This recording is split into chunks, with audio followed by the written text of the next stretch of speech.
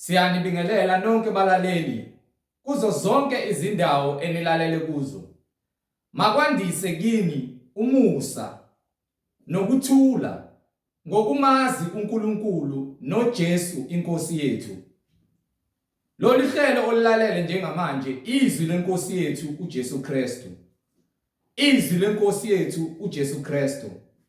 Lapho sishumayela khona sifundise siphinde sihlole imibhalo engcwele ngokwentando kaNkulunkulu kwindodana yakhe uJesu Kristu oyinkosi nomsindisi empilweni zethu. Igama lami nginguNkanyiswa Zulu, ngihamba nomfowethu umhlengi Zondi. Sizocela ukuthi kubo bonke abantu abalalele ukuthi nibe namaBhayibheli kuze sizofunda sonke kanye sibe nokuqonda imibhalo engcwele. Labo abangenawo amaBhayibheli sizocela ukuba udownload iBhayibheli efonini yakho kwi-App Store kuze nawe uzofunda kanye nathi ube nokuqonda njengoba umoya engcwele esihola eqinisweni elukuphila elinguKristu Jesu oyinkosi nomsindisi. Kulabo abazothi sebelalele izwi lihlabe enhlizweni zabo bafune ukubhabhadiswa egameni likaJesu Kristu. Sizoshiya imininingwane njengoba uyibona ku-screen mubukele. Nalabo abanofakazi ngemisebenzi emangalisayo kaNkulunkulu empilweni zethu. Ufisa ukuba nabanye abantu bazi ukuthi uNkulunkulu uthembekile, uyibonakalisile empilweni yakho, wakubiza ekukhanyeni nasekuphileni. Nalabo abanemibuzo mayelana neBhayibheli bengenakho ukuqonda ngenxa yemfundiso eziningi esifundiswe zona abazali bethu nezidukisayo esifunda kuzo zonke izindawo emhlabeni. Uyafisa ukuthi imibuzo onayo uphenduleke uNkulunkulu mayivumile. Thatha imininingwane esoyishiya njengamanje nale oyibonayo ku-screen mawubukele. Ngizoqala nge-email address. Email address ithi izwilenkosi.ujesukristu@gmail.com. izwilenkosi.ujesukristu@gmail.com. Gilandelise nge-cellphone number noma i-WhatsApp number la singaxhumana khona. 066 566 9245. 066 566 9245. Bazalwane, izintshumayelo ziyatholakala zonke ku-YouTube. Lapho ungahlala khona phansi ulalele uphethe iBhayibheli, uhlolisise ukuthi lokho okuzwayo la ngabe kuyikhona yini lokho okufakazelwa imibhalo engcwele egameni lenkosi yethu Jesu Kristu. Ku-YouTube uyasubscribe uthi izwi lenkosi uJesu Kristu. Izwi lenkosi uJesu Kristu. Ungakhohlwa ukuthumela bonke abazalwane nabo bonke abantu abaziyo abadinga ukufinyelela eqinisweni elipheleleyo elinguKristu Jesu oyindlela neqiniso, oyiyena isango lokuba singene ezulwini. Bazalwane, ngizocela ukuba sivule ngomkhuleko simbonge uNkulunkulu ngalesikhathi samanje, izindlebe zethu zikwazi ukuthi zizwe izwi lakhe sisanesikhathi sokuthi siphenduke egameni lenkosi yethu Jesu Kristu. Baba wethu osezulwini, mangcweliswe igama lakho Nkosi yethu Jesu Kristu. Umbuso wakho mawufike, intando yakho mayenziwe emhlabeni njengasezulwini. Usiphe namhla isinkwa sethu semihla ngemihla. Usithethelela amacala ethu, usiphe amandla okuthethelela bonke abasonayo size singangenisi emlingweni. Ngokuba umbuso ungowakho namandla nenkazimulo kuze kube phakade. Amen. Bazalwane, njengoba sengishilo angihambi ngedwa, ngihamba nomfowethu umhlengi Zondi. Yamkelani umhlengi Zondi bazalwane ozobe sihola embula kabanzi imfihlakalo ngokombhalo engcwele. Umoya engcwele ejula embula izwi lomusa neqiniso nendlela nokuphila kuKristu Jesu, yena oyinhloko yebandla. Bazalwane, amkelani umhlengi Zondi. Amen. Amen. Sibingelela bazalwane ngaphansi kwegama lenkosi uJesu Kristu yena inkosi nomsindisi nomsunguli webandla labangcwele. Sithi udumo lwakhe nezibongo zonke. Akekho omunye uNkulunkulu ngaphandle kwakhe ozakhele konke ngamandla akhe. Osinikile ukuphila nalesikhathi somusa ukuba sithole intethelelo lapho khona besamba endleleni yokuba izoni. Kepha namhlanje sithola umusa ngenxa yothando likaNkulunkulu olukuyindodana yakhe uJesu Kristu. Sithi kukho konke okuvelile akukho kwavela ngaphandle kwakhe ukuyena umnini mandla onke. Osinikile nathi lempilo esiphilayo. Akungekhona ukuhlakanipha komuntu kepha kungamandla akhe akuye osakhe ngamandla akhe nothando ukuba siphilele yena. Siloke simbonga njalo uNkulunkulu indodana yakhe ngabaprofeti bakhe abangcwele kanye nabapostoli abangcwele. Abanikile izwi baliphatha benza lokho okufanele bagcina imiyalelo kaNkulunkulu bahamba ngayo njengokuba beyinikiwe bayigcina benza njengokuba uNkulunkulu eshilo. Ngakho ke simele ukuthi uma sizwa izwi likaNkulunkulu senze njengokuba umyalelo kaNkulunkulu usunikiwe. Angeke sakwazi ukwenza okwethu. Noma ngabe umdala sonebandla osuluhola iminyaka kepha uma uphuma endleleni kaNkulunkulu wena usuyona. Ukuhola kwakho ibandla isikhathi eside nokuba mdala kwakho akusebenzi ngokuba usuwonile ngokuthi wenze lokho uNkulunkulu angazange akuyalele khona. Kepha sowenza izinto ebandleni likaNkulunkulu ezithandwa uwena. Singasazi isizathu kepha ke simelwe ukuthi thina esizwayo izwi senze lokho okubhalwe phansi. Siqinise emfundisweni ephilileyo ukuba iyona kuphela esinikiwe. Singafaki okwethu, singakhiphi lutho kepha sigcine njengokuba kunjalo. Ukuba uma sesenza okuphambene nalokho okubhalwe phansi sesiyona. And umbhalo uyasho uNkulunkulu ukuthi labo abenza okubi noma bangalaleli umyalo yakhe bafana nabathakathi ngokuba ukona nokungalaleli kwenza inhliziyo elikhulu. Inhliziyo zabathakathi, inhliziyo zezifebe, inhliziyo zabaphingayo nabanomhapolo nabanenhliziyo ezimbi. Izinhliziyo zabo zilikhuni. Ngakho ke simelwe ukuthi sizithobe ngaphansi kwesandla sikaNkulunkulu esinamandla ukuze senze lokhu asinike khona. Asinakuzenzela okuthandwa izinhliziyo zethu ngokuba inhliziyo ingumkhohlisi and futhi uyazi. Ngakho ke siloke sithule bona ubufakazi ukuthi umoya munye, inkolo yinye, uNkulunkulu munye, umbhapatiso munye.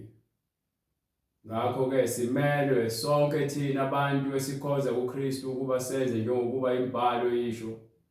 Singazenzeli okufunwa yithi. Akukhathalekile iminyaka yakho. Uthi uElihu kwincwadi yaJobe sahluko 32 starting from verse 7. Uma esebalalelile abangani bakaJobe bekhuluma ewumfana omncane njengami njengoba ngumfana omncane. Abalalele bakhuluma abanike indawo yakhe ngokuba uzitshela ukuthi kubantu abadala kukhona ukuhlakanipha okuphumayo ngenxa yokuvuthwa. Kepha uthola ukuthi nabo abantu abadala bayaphambuka baphuma endleleni. Ngokuba ke sinombhalo omdala kunabo. Iwona mbhalo ongahambi ngokuthi wena umdala kangakanani. But lo mbhalo uhamba ngokuthi wena ulalela kangakanani, uqaphelisisa kangakanani kumiyalelo inikiwe. Uyayithola? Amen. Give. Incwadi uJobe isahluko 32 verse 7. Ngathi makukhulume izinsuku. Ngathi ke angeke ngidedele abantu abadala bakhulume. Ubuningi beminyaka bazise ukuhlakanipha. Ngokuba kubantu abadala fanele kutholakale ukuhlakanipha. Nokho kukhona umoya kumuntu. Kepha ungamdala ngeminyaka, ngibe mncane ngeminyaka.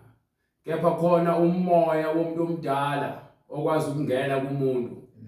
umenze lo moya ahlakaniphe ngalendlela yomoya. Njengokuba noJesu wathi ena 12 years bahlangana naye ethempeleni abazali bakhe kade bemfuna izinsuku ezintathu bengamtholi. Bamfica ekhuluma nabantu abadala babuze baphendula ngolwazi nangokuhlakanipha lo moya lowo esikhuluma ngawo ukuthi uma unikiwe umoya wokuhlakani akufanele ukuthi uzube mdala, kepha kuya ngokuzithoba nangokwenza intando nokuqaphelisisa. Ayikho into ebalulekile njengokuqaphelisisa. uDavid watshelwa ukuthi akaqaphelisise, uSolomoni watshelwa ukuthi akaqaphelisise, abapostoli wabatshela uJesu ukuthi abaqaphelisise. Nathi sonke esifundayo kuthiwa masiqaphelisise.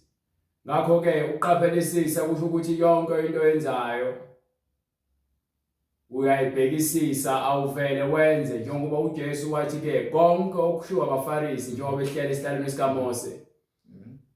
Niqaphele lokho abatshela kona before nenze. Angeke uvele suke wenze ungazange uqaphele ngokuba uzokwenza izinto ngendlela engafanele mase uzithole sowulimala noma sowuphuma endleleni ngenxa yokuthi awuzange uqaphelisise. Unabantu uthi mokhuluma nabo afuna ukutshela ukuthi imdala but indlela enza ngayo incane.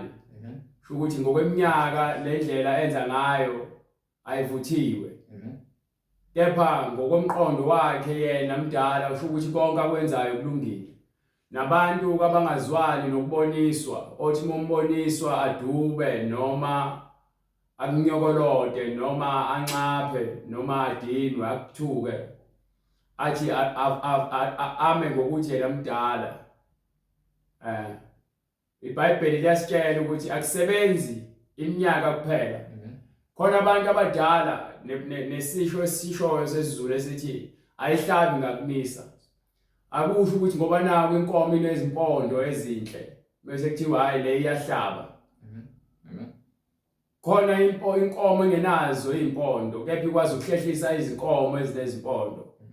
Khona inkomo enezimpondo ezitshekileyo kepha ikwazi ukuhlehlisa inkomo enezimpondo ezinhle. Uthi mawuzibuka ubone ukuthi le alifakwa libuya nodaka, kepha luthi melifakwa libuye lingenalutho ngokuba yini akho lutho, ihlabi imise kahle kepha akho lutho khona.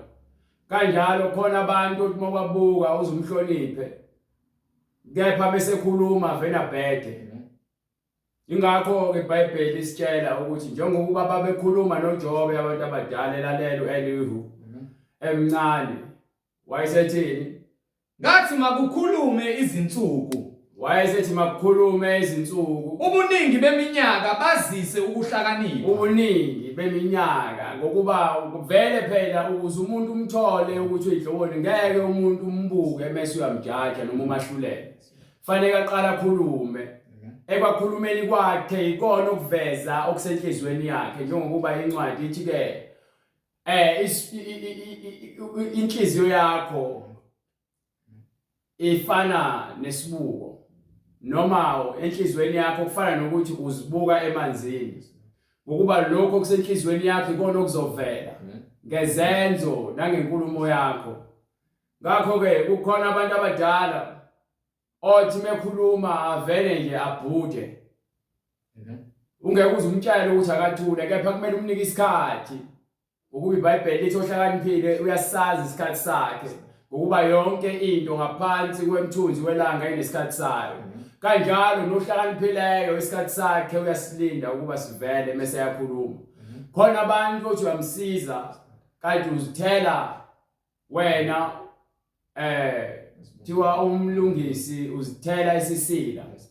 Wenza into kumuntu ongafanele ukuthi enziwe kuyena ngenxa yokuthi khona abantu abanalento ekuthiwa abanakho ukuzethemba.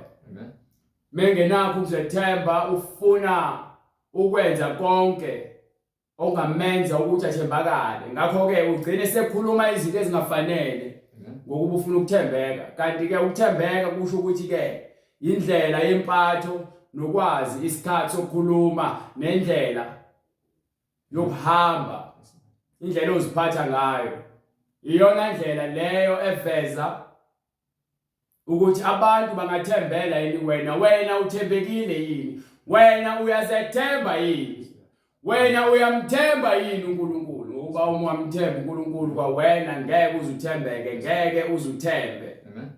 Ingakho ke kufanele umnike isikhathi umuntu ngaphambi kokuba umahlulele.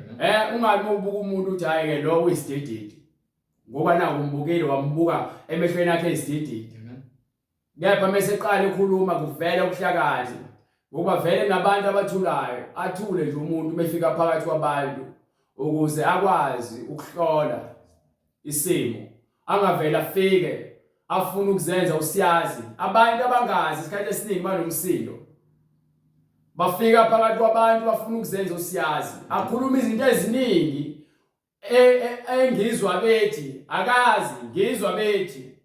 Yebo bese khuluma engathi yakhe indaba, bese umlandelisisa kahle ngemibuzo aqale athi ke hayi nami ngezwe nje. Awu usuyikhuluma engathi yakhe indaba ngoba yini ufuna ukubukeka sengathi uyazi kanti awazi. Ingakho sithi ayihlambi ngakumisa. So ungakhulumi kakhulu, ukuba ekukhulumeni kwakho kakhulu kuvela inhliziyo yakho. Kunabantu abantu bekhuluma bebodwa bajabulelane bancomane kanti bakhukhumezane ekutheni babe yizilima, babe yiziwula. Ukuba yini bajabuliselana ukuthi lento abayenzayo iyabakhukhumeza ukuze ibenze bazizwe bethembekile noma bethembene. So kumele uqaphele ngaphambi kokuthi umuntu mahlulele, mnike isikhathi, mnike. Mase kuthi lo khuluma kakhulu ungakhulumi kakhulu naye. Mnike isikhathi sakhe azenze lokho, wena wenze lokho okwaziyo ukuthi kulungile. Ungafuni ukuphikisana nesiwula ngokuba ke siyakwenza nawe ugcina usufana naso. Ngibe. Nokho kukhona umoya kumuntu. Kukhona umoya kumuntu. Ukuphefumula kukaSomandla kuyamqondisa. Ukuphefumula kukaNkulunkulu kuyamqondisa. Kukhona umoya kumuntu oqondiswa ke amandla kaNkulunkulu. Yizwi. Nokho kukhona umoya kumuntu. Kukhona umoya kumuntu. Ukuphefumula kukaSomandla kuyabaqondisa. Yebo. Abakhulu abahlakaniphile nabadala abaqondi ukwahlulela. Khona umoya okuyiwona ohlakaniphile, umoya kaNkulunkulu. Uma unomoya kaNkulunkulu unakho konke. Unakho konke ngokuba ukwazi ukwahlulela ngendlela ehlakaniphile. Iminyaka isho lutho. Isikhathi osusiphilile isho asisho lutho. Ukufunda kwakho esikoleni uhambe ufunda izincwadi eziningi, akwenzi ukuthi uhlakaniphe lokho. Kwenza ukuthi ke ube bathi yini uba nekhono lokwazi ukwenza izinto ukufundele, bese kuzoba khona ubuhlakani bendalo lokho okuqhama kumoya engcwele. Lokhu uJesu ayinakho. Lobuhlakani lobo ethiwa sikufunde eBhayibhelini. Iziwula zenza ihlaya ngokuhlakanipha kwaNkulunkulu. Kepha labo abazithobileyo bazibeka ngaphansi kwesandla sokuhlakani, bagcwaliswe ngomoya nangokuqonda nangolwazi. Uma sebekhuluma bakhuluma ukuphila ngokuba yini bancela kumoya oyingcwele. So izitifiketi nezicucu namajazi lowagqokayo nokhola akwenzi lokho uhlakaniphe. Ukuhamba ngemoto ebizayo akwenzi uhlakaniphe. Ukuphila uqonda mongepha lapha kwincwadi yaJobe sahluko 28 sikuvezela ukuhlakanipha. Kukodwa ukuhlakanipha, kukodwa ukuba iqili, kukodwa ukuba ungqesta. Sifuna ubuhlakani kwaNkulunkulu. Yebo. Incwadi uJobe isahluko 28 verse 28 wathi kubantu bhekani. Wayesethi kubantu bhekani. Ukwesaba inkosi lokhu kungukuhlakanipha. Ukwesaba uNkulunkulu kungukuhlakanipha. Yayizo indaba. Ukusuka ebubini kungukuqonda. Ukuqhelelana nobubi vuleka uqonda ngokuba wesaba uNkulunkulu ukuhlakanipha uqala kwakho kokuhlakanipha kumesaba uJehova bese uqhelelana nezinto ezimbi eziyisono lokho kusho ukuthi usuyaqonda phakathi kokuhle nokubi lezo indaba kwela ngale incwadi yakhe uJobe 32 incwadi uJobe isahluko 32 verse 10 yes sir ngalokho ngithi ngizweni nami manje nake lalelani ke manje ngokuba njengoba esho ukuthi ukuqonda aqhamuki eminyaka uqhamuka ngoNkulunkulu onguyena umdali wezinsuku zonke okunguyena olinika ubuhlakani kulabo abazithobayo ngaphansi kwakhe ongiphe incwadi yamahubo 15 kusukela nje ku verse 1 sibheke ukuthi abanjani abahlalayo phambi kwaNkulunkulu because asikhulumi ngokuthi uthandwe ngabantu ubekele isihlalo esiphambili mawuzoqhamuka ukunehlalo sakhe sesekulindile lana sikhuluma ngokuhlakani kwaNkulunkulu ngezwi lokuphila ekuyilona eliletha ubuhlakani bomnini mandla onke umdali wezinsuku zonke incwadi amahubo 15 iverse lokuqala Jehova kubani oyakuhlala etendeni lakho na ubani oyakuhlala etendeni lakho ubani oyakuhlala endlini kaJehova kubani oyakwakha entabeni yakho engcwele na ubani oyakuwakha ngokuba phela ke umoya engcwele ubuza uDavid ubuza ngokuba ufuna ukwazi ukuthi abanjani abazongena endlini kaJehova ngabe endlini kaJehova singena ngokuba sinemali engakanani noma ngabe singena ngokuthi sinabafazi abangakanani noma ngabe singena ngokuba ngabe kungenwa ngani endlini kaJehova ngabe ngena ngobungqesta noma ngokuthi neminyaka emingaki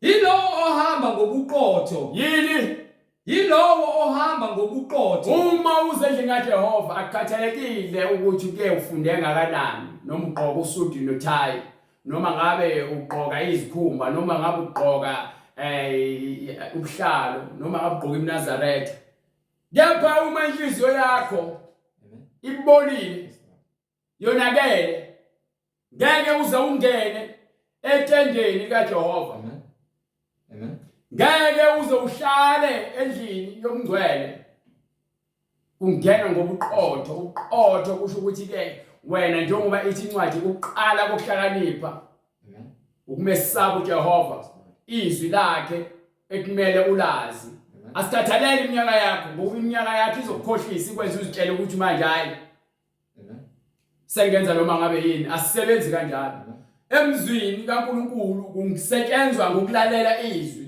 uma umdala ngeminyaka nangolwazi kunokwenzeka ukuthi ngibe mncane kepha ngibe mdala ngolwazi ngokuba ulwazi liyancelwa kuNkulunkulu kumoya oyingcwele luncelwa kanjani na uthi ke lapha kwincwadi yamahubo sahluko sokuqala ngithi verse 4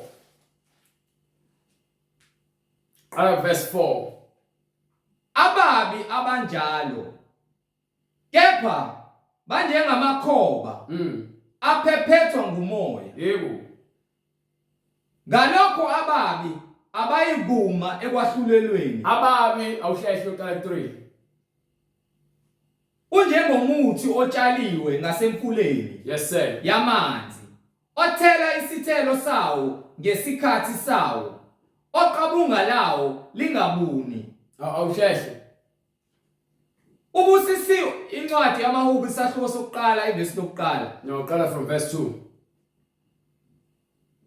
kepha ukuthokoza kwakhe kusemthethweni kaJehova lowo ukuthokoza kwakhe okusemthethweni kaJehova ozindla ngomthetho wakhe ophila ngemthetho kaNkulunkulu imini nobusuku unjengomuthi otshaliwe ngasemfuleni yamanzi ufana nomuthi otshaliwe isihlahla esitshaliwe eduze kwamanzi othela isithelo sawo ngesikhathi sawo lowo muntu osahlele eduze ezweni noma esisekelweni sezwi kaNkulunkulu uyena umuntu lowo obusisiwe iminyaka yakhe ayisebenzi kuneminyaka emingaki into ebalekile ukuthi ke ngabe uhleli kwisisekelo lapho khona sifunda khona izindlela zikaNkulunkulu. Uma ungasahleli khona sekumele sihlolele imbhalo sibheke ukuthi ngabe lokho okwenzayo noma ngabe lokho okukhulumayo siyakuthola yini eBhayibhelini. Uma singakutholi asiseke isidingo sokuthi sikulandele ngokuba imfundiso yakho seyiphumile kwisisekelo. So uziqambele yakho into engekho eBhayibhelini. Ingakho ke simi la senza ngakho konke okusemandleni ukuthi siyayihlolisisa imbhalo ukuthi ngabe abafundisi benu noma laba abadala abaniholayo ababishop noma abafundisi noma abapostoli ngabe basahleli kwisisekelo noma ngabe sebeziqambela imfundiso yabo ngenxa yokuthi sebeqhosha ngokuthi badala bona. Lalela umdala nemhlabeni ngeminyaka but uNkulunkulu uyingane uzala izolo and uzokwenza lokhu umnini amandla onke akushilo ukuthi akwenziwe endlini yakhe kwakho kungazenzela umathanda kepha esontweni ebandleni emzimbeni kaKristu ilapho khona senza khona lokhu kubhalwe phansi asiphume endleleni asenzele umathanda. Ngiphe Oqabunga lawo lingabuni. Ufana neqabunga elingabuni uma yabona uJesu bethi ke mina ngukuphila. Kusho ukuthi umephila okuphakade iqabunga elingabuni lokho kungukuphila okuphakade. Kusho ukuthi into engasoze yabona. Akukhulunywa ke ngeqabunga lesihlahla lesi kwenziwa umfanekiso ngokuba sozocabanga ukuthi isihlahla eseduze kwamanzi akufanele sibone ngokuba yini so uthatha ngokwenyama kanti lezi izimfumbe izihlo ezimfihlakalo zokuhlakani zalabo abanikiwe amandla ukuthi bakwazi ukuthi ke bezwe ezwini kaMoya Ingcwele bafunde baqonde ngokuba into yokuqala ebalekile ukuqonda nokuzithoba bese emva kwaloko uyanika ubuhlakani. Ngakho kuthiwa sihlole imbhalo ngokuba kusithi kuyona sinokuphila okuphakade. Ukuzuze kuJesu fanele ukwazi ukuhlola imbhalo, fanele kube nomfundisi okwazi ukufundisa ngeBhayibheli. Asinandaba ukuthi ke nesikhathi singakanani uhola ibandla noma sowulenzeleni ibandla awenzelanga lutho ibandla wena. uNkulunkulu okunika amandla ukuthi wena uhola ibandla. So uzohola ibandla kuze kube sekupheleni kwesikhathi ngale ndlela le iBhayibheli libhale ngayo. Ngokuba ke uma ungasenzi ngalokho wena so uyazilahla wena uzilahlayo. Ukuba ke uzokwenza lokho kuze kuvele ngaphandle ukuthi wena sowuqhosha ngesikhundla sowuqhosha ngeminyaka so uyabalekela manje imfundiso ephelileyo. Ngiphi Oqabunga lawo lingabuni. Qabunga lawo lingabuni. Nakho konke akwenzayo uyakuba nenhlanhla kukho. Konke akwenzayo kuyakuba khona impumelelo. Impumelelo uyakwenza ngokuba yini ukwenza ngamandla akho ukwenza ngamandla kaMoya Ingcwele. Konke sikwenzayo njengoba simla sikwenza ngamandla aMoya oNgcwele. Uma singasakwenzi sesikwenza ngamandla ethu akusekho nhlanhla lapho asikhulunge nhlahla akusekho impumelelo. So impumelelo yezinto zikaMoya ihlele esisekelweni sembhalo. Imbhalo iyona ekumele sihole ukuba iyona methi ke eqaleni wayekhona ulizwi siphila ngezwi. Uma uphila ngezwi kusho ukuthi ke wenza lokhu izwi elikushoyo. Ukuhlakanipha kwakho kulele ezwini. Akho kuhlakanipha uzozitshela wena hayi mina lokhu ngiziqambele wena ngokuhlakanipha kwami. Usathane lo useyaqala uyakubusa. Ukuba usathane uyathanda ukuzikhukhumeza. Uthi uNkulunkulu bonke abazikhukhumeza uyakubehlisa. Hallelujah. Lord Jesus. And ukuza kokukhukhumeza so sekuzolandela ukubhubha. Buyela ngale kwincwadi yamaHubo 15. Sibheke ukuthi yini esenza singene emzini kaJehova sihlale etendeni lakhe. Sukela ku verse 2. Yilo ohamba ngobuqotho nowenza ukulunga. Lo ozongena ahlala etendeni yilowo ohamba ngokuqonda nangobuqotho owenza ini Ukulunga. Ukulunga. So ukulungiswa kumele sikwenze. Uma kukulungiswa ukuthi thina fanele sahlulele ngale ndlela lebhalwe ngayo phansi sokwenza njengoba iBhayibheli lisho. Angeke ngiqale phansi ngifune mina ukufuna indlela yami ukuze ngizokwenza ukuthi wena ungizwisise kahle. Mengenza isibonelo lithi iBhayibheli ke lapha kwincwadi yaIsaiah lithi ke imbhalo fanele ube phezulu kombhalo. Umuqa phezulu komuqa. Kube lapha ya nalapha ya. kancane kancane kepha siqinise kuphi embhalweni Yes, Lord. nasemgqeni kusho ukuthi imisho njengoba ikhona eBhayibhelini amavesi Amen. uma ngikhuluma ivesi kufanele ngililekanise ngelinye ivesi emva kwelinye ivesi Yes, Lord. online Amen. balandelayo Amen. uma sengichaza sengilandela laphaya kepha konke kufanele kuhlangane kulethe ukuqonda kulowo lalela Amen. Amen. ukuba yini sivula ukuqonda sibiza abantu sibabizele ekukhanyeni Yes, Lord. asibizela abantu ukuba ke balandele thina asinalandelwa thina landela imfundiso engcwele landela ubuhlakani kaNkulunkulu sifundisa ukuthi ukwazi ukubheka iBhayibheli lakho Amen. umesabe uJehova Yes, Lord. ngokuba lokho kungukuphila nokuqonda kwabo bonke abafuna ukuphila okuphakade Amen. so lithi iBhayibheli yilowo ohamba ngobuqotho nowenza ukulunga okhuluma iqiniso enhlizweni yakhe ukhuluma ini okhuluma iqiniso enhlizweni yakhe awubalekeli iqiniso uma ufundisa ngokungcwele Amen. isekelo sakho iqiniso Amen. awuzinengeli futhi kubani into yenzayo methi unothando uthanda iqiniso Amen. melithi uJesu uthando noNkulunkulu uthando uNkulunkulu uyiqiniso Yes, Lord.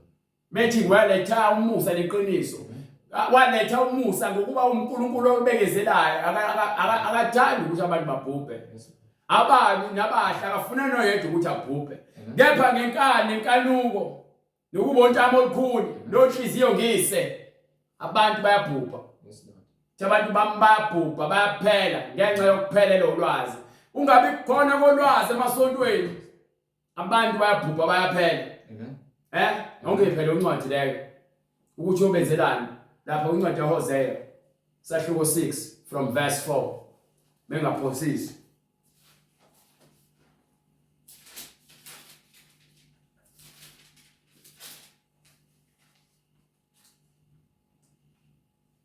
abantu bayaphela noNkulunkulu naye uthi yakunipheka anibekele kude kunaye uthi ukumkhiphela endaweni yobumnyama lapho khona ukukhala nokugedla kwamazinyo endaweni yobumnyama engangeni engenayo isabelo endaweni yokukhanya nabaphilayo uyazi kuphi lencwadi incwadi uHosea isahluko 6 verse 9 ngithe 6:4 incwadi uHosea isahluko 6 verse 4 yes sir ngiyakwenzani kuwe Efrayimi awuhlehla incwadi uHosea isahluko 6 verse 3 no awuhambe lapha kuIsaiah chapter 4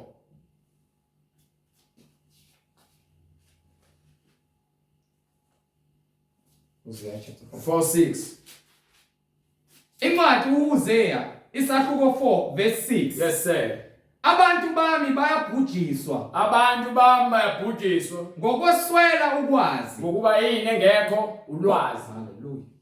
abantu bayaphela emabandleni abantu baphelile Amen.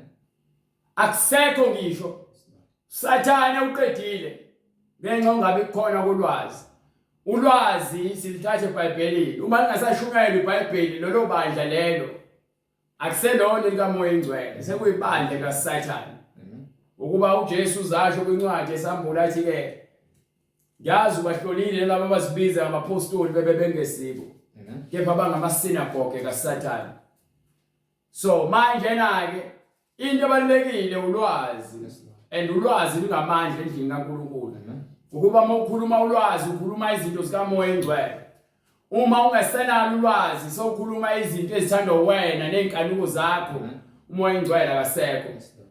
ngeke ngokuba kulahlile ukwazi nami ngiyakulahla wena ngokuba nina abaholi ababandla uthi umoya engcwele ngokuba nilahlile ulwazi naye uyakulahla so abantu banabaholi abantu bathanda abantu ukuthi uyakholwa athi usonda kuphi ngaphansi kwayiphi inhlangano Of Jesus. ukuphi le khona uNkulunkulu wathi asihlukane phandle ndawo ukuphi lapha eBhayibhelini kwathiwa khona siqamba amaqembu ukuba phela manager hayi ngoba naku khona abaseKorinte khona abaseKorinte kusho wena Amen. abaseKorinte indawo Yes, Lord. ngeke ungitshela ukubiza ngeLutheran Church wena kodwa wale noma uyiLutheran kepha wena usemlazi khona enye iLuthela futhi eseGoli, khona iLuthela eseCape Town. Akaze kusho ukuthi khona abantu baseKorinte ibandla laseKorinte eGalatia. Lord Jesus. eGalatia abantu bakhona basemzimbeni kaKristu. Amen. eKorinte nakhona into efanayo. Uma bendawonye basemzimbeni kaNkulunkulu. Amen. Basemzimbeni kaKristu. Yes, Lord. So manje wena uzongitshela ukuthi hayi thina siZion, thina siLuthela, thina samaBaptist, thina samaPentecost. Ngifuna incwadi eyodwa eBhayibhelini esho lokho ukuthi ke uNkulunkulu wasihlukanisa phana nendawo. Wathi ke uzoba uShembe, abe umZion, abe umPentecost, abe uMbaptist, abe iLuthela. Lord Jesus. Abe iRoman Catholic Church. Sayifuna lonto asiyitholi. Yes, Lord Jesus. So ingakho amabandla emaningi engasafundisi ngolwazi kaNkulunkulu, ulwazi lingasekho, sebeqhosha ngamagama ukuthi hayi ibandla lami lavela kuqala. Lemfundiso yavela ayivela ngamaRoma lemfundiso le. Khohlwa. Yes, Lord. Lemfundiso yani abapostoli babengekho ngaphansi kwamaRoma. Amen. Amen. Lemfundiso le yani abapostoli beyithatha kwindodana kaNkulunkulu, uNkulunkulu eyinike uJesu indodana yakhe amandla onke, nayo uNkulunkulu indodana yakhe yenza the same thing. Kubapostoli bakhe yathi abahambe bayizweni ezizweni zonke, awunginike lapho khona batshela bese uyabuya kuncwadi yaHosea uthi hambani nezizweni zonke. Ngifuna nje lo ncwadi leyo Matthew, Incwadi ngokuka Mateyu isahluko 28 verse 18. verse 18. Yes sir. uJesu wasondela wakhuluma kubo wathi, ngiphiwe amandla onke Nginikwe wonke amandla ezulwini nasemhlabeni. Ngakho ke Hambani nenze izizwe zonke abafundi. Hambani nenze izizwe zonke abafundi. Nibabhaphathize. Hambani nenze izizwe zonke abafundi. Akushiwo ukuthi hambani oqamba amabandla. Akubhaliwe. Amen. Hambani nokwenza abafundi ezizweni. Uma umfundi ngenxa yeBhayibheli. Awuyeni umfundi ngenxa yegama lebandla. So uzoqhamuza ukuthi wena ungaphathi kwayiphi inhlangano. Inhlangano esanda kwenzani? Amen. Isanda kwenzani inhlangano? Akasho uJesu ukuthi into ebalekile ukuhlakanipha ngokuba ngesikhathi uJohane efika babethi ke wayengaphuzi. Yes, Lord. Babethi uyahlanya. Bese kufika uJesu bathi uyisidako, uhlala nezidako. Lord Jesus. Lepha batshela ukuthi ke into efakazayo, into obufakazi ubuhlakazi. Kusho ukuthi ke uma ethi hambani nofunda ukuthi kusho ukuthini uma ngithi ngifuna umusa hayi emhlathele. Umhlabelo ayinamsebenzi uma kuukuthi uqonda unakho. Amen. Umnikelo ayinamsebenzi uma kuukuthi uqonda unakho. Into ebalekile ulwazi. uJesu batshela lento engitshela yona ukuthi into ebalekile ulwazi. Ngokuba usunobuhlakani, so uyazi yonke into oyenzayo ukuthi wenzelani. Qoshe ngamagama amabandla. Sisemzimbeni kaKristu. Sisebandleni likaKristu. Alinagama igama lakhe elikaKristu. Njengoba kutshela ngisho ibandla elikaKristu. Utshela uPetru ukuthi kuleli dwala ngizokwakha ibandla lami, amasango kaSihoko angeke aphumelela. Ngiyakunika izahluthulelo uma nikubophe emhlabeni kuboshiwe ezulwini. Hallelujah. Yes, Jesus. Kuleli dwala sike bandleni likaKristu. Amen. Suke lehlanu. Yes, Lord. Amen. Ehlanu. Yes, Lord. Abantwana bakaIsrael babe uhola uKristu. Amen. Amen. Namanje isekelo ibandla elikaKristu elikaJesu. Yes, Lord. So le ndaba yokuthobelana ngamagama ukuthi hayi mina ngaphansi kwebandla lokuthi liholwa ubani isiza ngani lonto le. Hallelujah. Yinto ebalekile. Imfundiso noma igama lebandla. Ngokuba noma kuthiwa ibandla lakhe ibandla kaMoya oNgcwele. Uma imfundiso ingekho igama lakho lisho lutho. Ngokuba uthi uJesu ngiyokwahlulela wonke umuntu ngemsebenzi yakhe. uma esahlulela usabheka ukuthi ngabe unalo yini ulwazi nokuqonda nokuqotho nokulungiswa neqiniso. Uma ungenazo lezi zinto lezi maye kuwe ngokuba ukukholwa kwakho bekuyize ujabuliswa igama lebandla. Ongiphe le ncwadi yaHosea. Incwadi uHosea esahluko sesine verse 6. Yes sir. Abantu bami babhujiswa ngokuswela Abantu ukwazi. bayamoshwa bayaphela bamoshwa abafundisi bamanga abeza bembathe izikhumba zezimvu ngaphakathi beyizimpisi ezinukayo ezizoqeda ngebandla likaKristu. Uzathi uJesu mina ngumumalusi olungileyo kepha bonke abeze ngaphambi kwami bangamasela. Namanje uyathi ukuthi emva kwakhe kuzoqhamuka amasela adukisa abaningi. Abaningi bakholelwa imfundiso yamanga engekho eBhayibhelini. Bazitshela ukuthi uNkulunkulu uyabakweleta. Bazitshela ukuthi abasenaso isono ngokuba naku uJesu wafela izono. So bayaphila ezonweni bayazenza izono. Kepha likhona lodwa incwadi eBhayibhelini ebavunayo ukuthi abantu baqhubeke baphile ezonweni. Yini? Imfundiso yamanga, imfundiso abayifundiswayo ayikho eBhayibhelini. And vele phela bafuna angithi inyama ijabulela izinto zenyama. Ingakho athi lapha umpostoli Paul ke kwincwadi yabaRoma ke abakwenyama abanako kwenyama. Hallelujah. Yes Lord. Kuba yini? Abantu bajabuliswa izinto zenyama. Bese kuziwa kuzinto zikamoya. Hallelujah. Bathola kunzima ukukholwa ngokweqiniso. Amen. Bathola kunzima ukuhlukana nesono. Hallelujah. Bathola kunzima ukuhlukana nokufebe, nokudaka utshwala, nokubhema ugwayi, nokuqamba amanga, nokuzonda, nokuthuka inhlamba, lezo zinto zinzima kubona. Bathanda kakhulu izinto ezijabulisa inyama. Bese kuziwa kwizinto zikamoya kunzima konke. Ingakho umprofeti uHosea umoya engcwele ekhuluma kuyena ethi abantu bami bayaphela. Babhujiswa ngokuswela ukwazi. Ukuswela ukwazi ikona okuyingozi. Ngokuba uma mefika umuntu ekhombisa indlela ezojabulisa wena uyayithatha. Kepha ukuba ubunesisekelo sokwazi iqiniso ubuzohlala esisekelweni sokwazi iqiniso noma ngabe kuthiwa uyahlupheka neqiniso lakho. Kepha uzobambelela kulona ngokuba yini kulona khona ukuphila njengoba ithe incwadi ufana neqabunga eliseduze noma ufana nesihlahla esikeduze namanzi amaqabunga khona angasoze abuna. Ubuniswa usathane ekulethela ukherothi ekulengisela ukherothi uyawusukela lo kherothi awufiki. Abantu abaningi banjalo bakholwa abantu ngamaKristu kepha basukela izinto zomhlaba bazifiki basukela ingcebo. Basukela indlela yokugqoka. Basukela indlela yokukhuluma yezwe. Ngokuba ukulahlile ukwazi nami ngiyakukulahla wena. Izindaba. Umuntu olahla ulwazi uthi umoya engcwele uyakukulahla.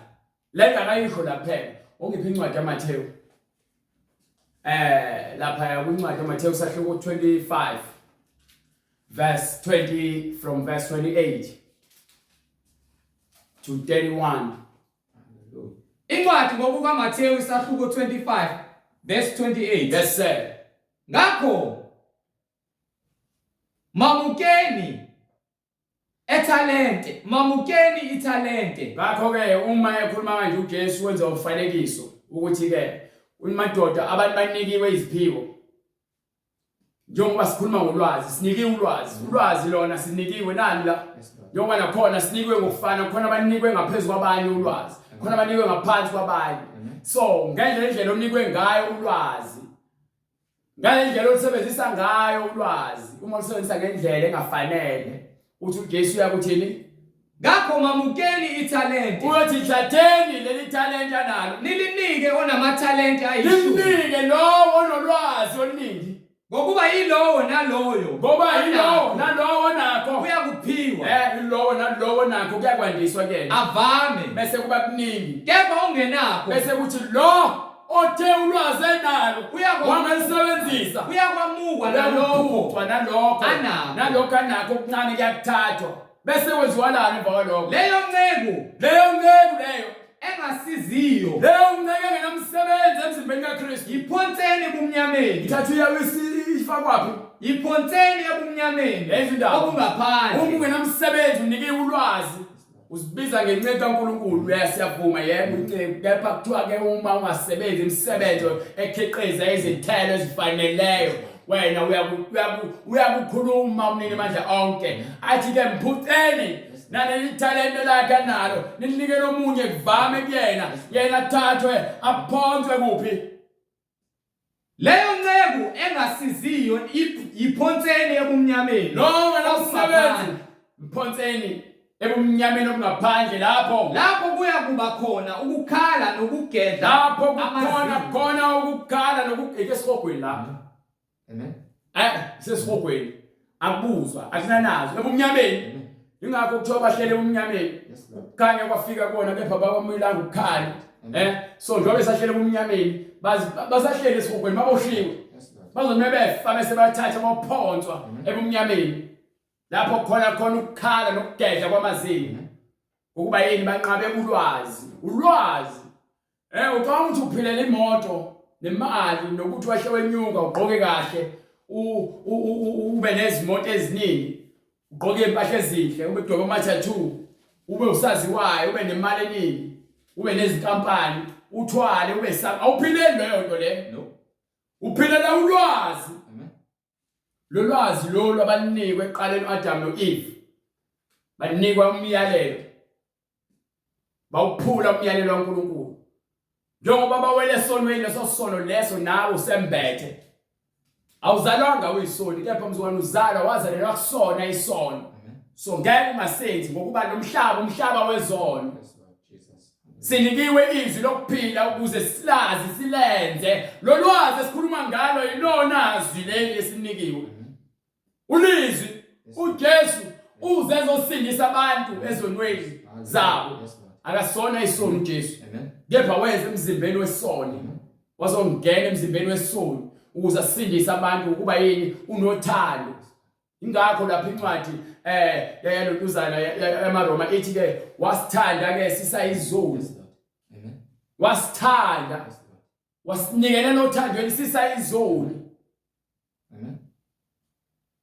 so uzongitshela ukuthi ke wena ukulungile emohlelo esonweni ngoba uJesu wakufela igazi lakhe lachithekela ukuthi wena uqhubeke ube isoni uzoyisihogweni nalo mfundiso Amen. ngokuba yena unalo ulwazi uhola umfundisi wamandla ingakho abantu besifazane befaka amawigi emasontweni bengambuza amakhala befaka opende emlomeni nasebusweni ngokuba yena abafundisi babo nabaholi babo bamanga ingakho amadoda ahamba esontweni ayofuna intombi abhema ugwayi entshontshe aphuza utshwala athatha abafazi nga 2 nga 3 yini abaholi beni benza lezi zinto ezifanayo bayashada bayadivorce Bible enqaba indaba yokwahlukanisa so awunakuvuna wena isono ngoba naku ukuthi kuthiwa khona siphila ngaphansi komusa umusa uniwe ukuthi wena uphenduke ezonweni zakho lalela ngifuna ungiphe incwadi yalontuzana ngiphe lapha kwincwadi ngifuna le ncwadi le ephi hallelujah Jesus ngifuna ungiphe nayibaleka le ncwadi nayibaleka ngiphe incwadi yaLuka sahluko 24 starting from verse 44 ngifuna ngibakhombise ukuthi yini eshunyelwayo Incwadi ngokukaLuka esahluko 24 verse 44. yes sir Wayesethi kubo, wayesethi uJesu kubona yiwo lawo mazwi. nanto amazwi engakhuluma nani ngisaphila Engawakhuluma kini ngisenani. yebo Okuthi kumele ukugcwaliseka konke kufanele konke ukuba kugcwaliseke okulotshiwe ngami konke ubhaliwe ngoJesu emthethweni kaMose. ubhale kuphi Emthethweni kaMose. nakuphi na Nakubaprofeti. abaprofeti bonke bakhuluma ngoJesu Nasemahutsheni. no Davide ukhuluma ngoJesu Khona wayesevula ingqondo yabo. so wayeseza kubona bavula uqonda Ukuze baqonde imibhalo. ukuze baqonde imibhalo Wathi kubo, mayeke nayo indaba into abalekile uthini kulotshiwe kanje ukuthi kubhaliwe kanje ukuthi uza kuhlupheka uKristu kufanele ahlupheke uJesu avuke kwabafileyo bese evuka ngosuku lwesithathu kwabafileyo ngosuku lwesithathu yebo kushunyayelwe egameni bese yashunyayelwa egameni lakhe ukuphenduka ushunyelwa yini ukuphenduka ushunyelwa yini ukuphenduka ashunyelwa ukuthi bahlale ezonweni zabo baqhubeke ngoba basindisiwe kushunyayelwe egameni lakhe ukuphenduka into eshunyelwayo into esishumayelayo ukuphenduka ukuhlukana nesono asishumayeli thina ukuhlala esonweni sakho sikuthembisa izinto ezingekho into okumele uyenze uphenduka esonweni sakho njengoba ethi uJesu kufanele konke kwenzeke kuyena bese kugcwalisekile konke bese bayahamba bayoshumayela egameni lakhe ukuphenduka alikho into ekuthiwa ke sishumayela umusa wokuthi wena hayi qhubeka uhlale esonweni sakho kube ngukuthethelelwa kwezono fanele uphenduke bese ke sewuphendukile umase uphendukile uthethelelwe izono ezizweni zonke fanele zizwe lezi ndaba ezimnandi fanele zizwe lentshumayelo yokuphenduka kuqalwe eJerusalem fanele baqale kuphi eJerusalem fanele baqale lapho khona uJesu azalwa khona noma ngaphansi kwesizwe ozalwa kusona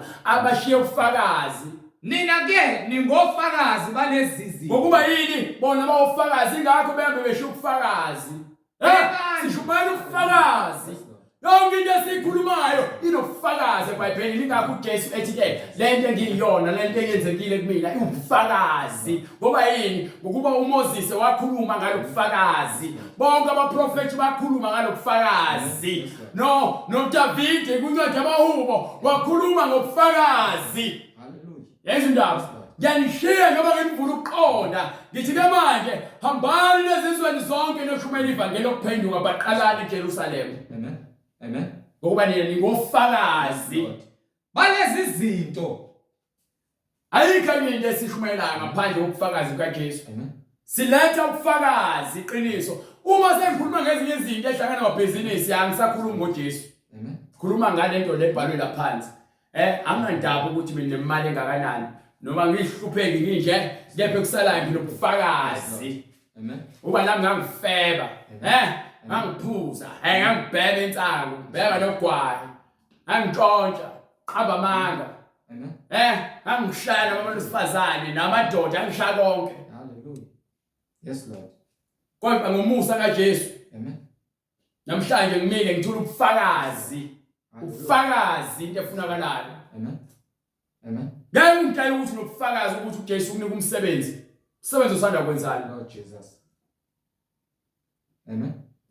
ukunika umsebenzi ngokuba uhleli kuyena ngokuthi zonke lezi zinto ziyakunezezelwa kuningi ubufakazi ukuthi uJesu ishintshile impilo yakho Amen. Amen. Amen. sebekulahlile bonke uJesu wakuthatha yena ngokuthi akasoze wakulahla soze Yes, Lord. yapha uthi uma umphika nawe uyakuphika Hallelujah. Hallelujah. yapha yena ngeke azaziphike ngokuba uthembekile Amen. Amen. ongiphe lapha incwadi incwadi kwabaseRoma isahluko 6 verse 1 yes sir ngakho siyakuthini na sihlale esonweni ukuze kuvame umusa na kufanele yini ukuthi sihlale esonweni ukuze umusa kaNkulunkulu wande na qana kanye ayizwe iBhayibheli lithini thina esafa maqondana nesono uma sewufile maqondana nesono singabuye sihambe kanjani kuso na uma sebulaliwe lo muntu omdala lo wabulawa umuntu omdala adenza isono ngezwi likaNkulunkulu kusho ukuthi angeke usasenze isono usefile lo muntu othanda ukwenza isono oholwa inkanuko zesono manje wena sowubulewe sohamba ngokwezwi sohamba ngokukamoya uma sohamba ngokukamoya sowunikele impilo yakho uJesu ukuthi kube uyena ozoyihola izwi lasezulwini akulona izwi lasemhlabeni akulona langaphansi aliqhamuka ngaphansi laqhamuka ezulwini leli izwi leli okuthi konke okukhona lemhlabeni kukhona ngenxa yalo izwi kumbe anazini ukuthi sonke esabhaphathizelwa kuKristu so uma wena sowuthe uyamamukela uJesu wabhaphathizwa ngaphansi kwamanzi egameni likaJesu Kristu sowubhaphathisele kuyena uJesu sowubhaphathisele kuyena ukufa kwakhe thuna ufe naye ngokwenyama lalela wafela esiphambanweni ngokwenyama but waphila ngokamoya nawe ke uma ubulawa ngokwenyama imisebenzi yonke oyenzayo enyama iyafa qala uphile ngezwi likamoya ukuthi uJesu usephila kwena ngokuba kafanga uJesu wavuka ngosuku lesithathu wakhuphukela ezulwini waphinda wehlela emhlabeni wehlela ukuzongena kubantu ukuthi aphile kubona ukuze bakwazi ukubabuyisela ezulwini. Izwi lona leli ke likaKristu esikhuluma ngalo sithi ke ubuhlakani ekumele sibe nakho ulwazi lungamandla. Hallelujah. uJesu ungamandla ulizwi ungamandla alike lelizwi. Amen. Ngicela ukuthi wena umfundisi wakho ungcono kuneBhayibheli ulandela into eshiwo uyena. Hayi umfundisi wami akanankinga ukuthi siluke. Hayi umfundisi wami akanankinga ukuthi sibheme ugwayi sikwebe sikhunda amakhanda sigwebe izinto ekhanda. Lord Jesus. Hayi umfundisi wami akanankinga ukuthi sigqoke amabhuluku sabantu besifazane. Amen. Hayi umfundisi wami akanankinga nje ukuthi ke silale singashadile. Akena umfundisi lo. Indodana kaSathane. Amen. Indodana yolahleko le. Udinga ukuvuselelwa ulwazi. Kuba ngaloko uzongihamba naye uJesu uyofika bese athi ke nakahamba ayongena lapha aphonswe endaweni ebumnyama lapho khona ukukhala nokugedla kwamazinyo. Wonke umuntu ongafundisi ngezwi leqiniso. Yonke incwadi yaHosea, yonke incwadi yaHosea lapha. Asikhathalele iminyaka ukuthi une-experience engakanani uphathe iBhayibheli. Into ebalulekile ukuhlakani kwaNkulunkulu nezwi nolwazi ekumele sigcine ukuze sihambe kanye nasebukhoneni bakhe simfune ngalendlela athi simfune ngayo silisabe izwi lakhe sigcine imiyalelo yakhe ukuba lokho kunguqonda nokuhlakanipha. Amen. Amen. Incwadi uHosea isahluko sesine verse 6. Yes sir. Abantu bami bayabhujiswa ngokuswela ukwazi. Abantu baphela ngenxa ungabi kukhona kolwazi. Ngokuba ukulahlile ukwazi nami ngiyakulahla ulwazi nani ngiyakulahlwa. Ungabi ngumpristi wami. Ayizindaba sikhulunywa nabafundisi. Ngeke usaba umpristi kaNkulunkulu. Lokhu ukhohliwe umthetho kaNkulunkulu wakho. Ngokuba ubalekela izwi eliphilileyo. Nami ngiyakukukhohlwa. Yayizindaba uJesu lento yenza kuyena uzakuyenza kuwena. Amen. Uma umthanda nawe uzakuthanda. Uma umphika nawe uzakuphika kepha yena akakwazi ukuziphika yena. Amen. Amen. Awungiphela incwadi yesibili yaThimothi. Sahluko sesithathu. Esahluko sesibili. From verse 16. Incwadi yesibili kuTimotheyu isahluko sesithathu verse 16. Yes sir. Yonke imibhalo iphefumulelwe nguNkulunkulu. Incwadi yaThimothi sahluko sesibili, incwadi yesibili sahluko sesibili from verse 16. Kepha ukukhuluma kweswe okuyize Yebo. ukugweme Yebo. ngokuba bayakuqhubekela phambili ekungemasabeni uNkulunkulu. Bazoqhubeka nongafuni ukumesaba uNkulunkulu. Nezwi labo liyakubhibha njengesilonda esibhucukayo. Angijwayeza lezi labo abafundisayo ekhohlakele. Liyakubhibha egcileni njengesilonda esibhucukayo. Abaphakathi kwabo uHimenewu noFilipi. Yes sir. Abadukileyo abalahlekileyo abanye babo iBhayibheli izenze umfanekiso ngabanye babo bebekhola baphuma endleleni mayelana neqiniso sebelahlekile eqinisweni bethi ukuvuka kwabafileyo sekudlulile akakofiki nanoso sikhathi leso bechitha ukukholwa kwabanye balahlekisa abantu eqondeni nasekukholweni kwabo nokho isisekelo esiqinileyo sikaNkulunkulu sinalolu phawu lokuthi yebo Inkosi iyabazi angabayo. uNkulunkulu uyabazi engabakhe.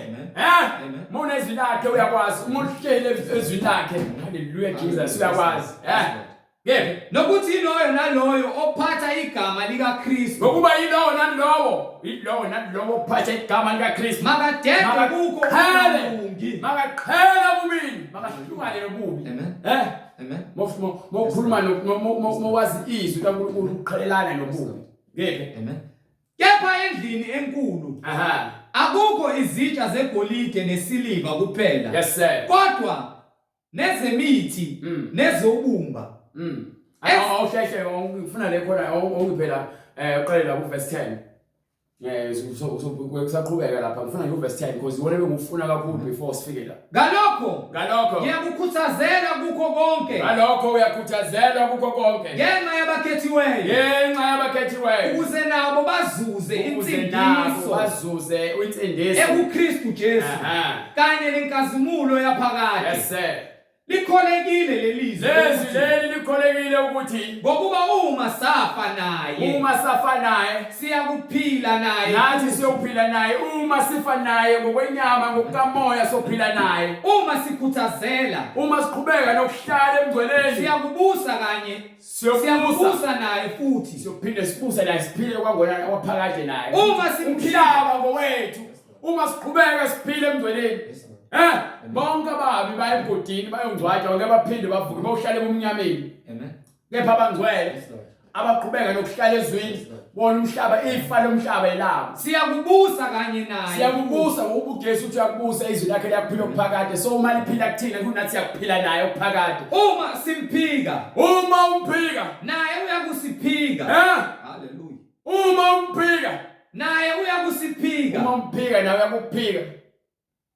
Uma umphika naye uyakuphika. uma singathembeki Uma ungathembekile yena uhlale yena ethembekile uhlezi ethembekile, yena akashintshene, uyitshe uyidwala ngokuba akana kuziphika ngokuba akasoze aziphika, akakwazi ukuziphika. Amen. Yayizwe indaba. Amen. Ingakho ke sithi ke ulwazi lungamandla, hlala ezwini lakhe ngoba uma ungasamazi yena ngezwi lakhe sophumile emfundisweni okugcwele, Amen. so uyaziphilela ukuhlangana kusekho, ulwazi asisekho, ukuqonda kusekho, so uyadwanguza ebumnyameni. Amen. Kahle hle into efunakalayo eBhayibhelini ukwazi iqiniso likaNkulunkulu, uqonda ukuze ukwazi ukuphila entendeni lakhe. Amen.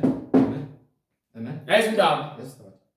Ngiphi incwadi yezenzo sahluko 2 verse 38. Inomela uyenze, uyazazi ukuthi sebandleni lamanga, uyazazi ukuthi ulandela abaprofeti bamanga, uyazazi ukuthi ulandela izwasho namanzi abusisiwe kanye novaselina nezinsipho ezibusisiwe, ulandela yonke into eyenziwa abantu lamaceba abo ukuthi benze imali ngani benifundisa zonke izinto zamadimoni, uyazenza ngoba uyofuna impilo esheshayo. Manje nawe soyalazi iqiniso khona uzibiza ngekhola sokubuyisela Amen. Amen. kwisisekelo seqiniso. Amen. Wathini uPetro? sebekuzwa bahlabeka enhlizweni bathi kuPetru nakwabanye abapostoli madoda bazalwane siyakwenze njani na uPetru wayesethi phendukani Phendukani, into ebalekile esishumela impela uphenduke njengoba ishilo incwadi yalokho ukuthi ke fanele izizwe zonke kufundiswe kushunyayela ivangeli lokuphenduka. Yes, Lord. So nawe siyakutshela ukuphenduka. phendukani yiloyo naloyo abhaphathizwe Nalowo abhaphathiswe egameni likaJesu Kristu egameni likaJesu Kristu. kukho ukuthethelela kwezono zenu Ungabhaphathiswanga egameni likaJesu Kristu akungeni embusweni kaNkulunkulu, awusindisiwe futhi. Umuntu osindisiwe ingokuyimbhali yasitshela ngeke siphikise imbhalo futhi ngeke ngithi ngizothi khona enye indlela, iyodwa indlela. Hallelujah. Uphenduke ezonweni zakho, Yes, Lord. ubhaphathiswe egameni likaJesu Kristu, uhlwana yonke impilo yokufebe nokudaka utshwala nokuqamba amanga nokuphinga nokudayisa ngomzimba owumahosha nayo yonke into engalungile, ukuthakatha nokukhonza amadlozi namadimoni, ubuyele ngapha kuKristu. kukho ukuthethelela kwezono zenu Ezonweni zakho ubhaphatiswe egameni likaJesu Kristu Amen. ukuze uthethelele izono, Yes, Lord. Hallelujah. khona uyakwamukeliswa isiphiwo sikamoya oyingcwele ngokuba lesithembiso ngesenu nabantwana benu esaba bonke abakude bonke inkosi uNkulunkulu wethu eyakubabiza. sibonga uNkulunkulu namandla. Uyayizwa indaba ukuze wena ungene emzimeni kaKristu kufanele wenze lokho okubhalwe phansi eBhayibhelini. Awunakuzenzela noma uzifunele okwakho ngokuba wena uthi ulandela umfundisi wakho. Asinandaba nabafundisi benu.